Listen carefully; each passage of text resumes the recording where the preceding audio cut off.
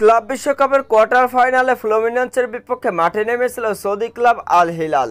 মাঠে ম্যাচ গড়ানোর আগে অবশ্য 1 মিনিট নীরবতা পালন করে পর্তুগিজ ফুটবলার দিয়াগো জোতা এবং তারই ছোট ভাই আন্দ্রে সিলভার জন্য।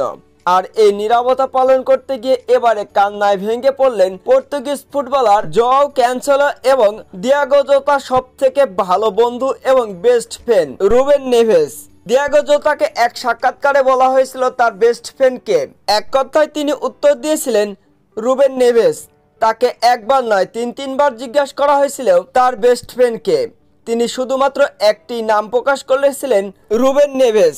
সেই রুবেন নেভেসই আজ দিয়াগো জোতার মৃত্যুর পরে তার জন্য 1 মিনিট নীরবতা পালন করতে গিয়ে কান্নায় ভেঙে পড়লেন। নিজেকে কোনোভাবেই যেন কন্ট্রোল করতে পারছিলেন না রুবেন নেভেস, কেননা তার সবথেকে প্রিয় বন্ধু এবং বড় ভাই কিংবা ছোট ভাইয়ের মতন একজন বেস্ট ফ্রেন্ড ছিলেন দিয়াগো জোতা। দিয়াগো জোতার জন্য অবশ্য 1 মিনিট নীরবতা পালন করতে গিয়ে কান্নায় ভেঙে পড়েন রুবেন নেভেস। তিনি কোনোভাবেই বিশ্বাস করতে পারছিলেন না তার প্রিয় বন্ধু প্রিয় ভাই এমনভাবে অকালে প্রাণ হারাবেন।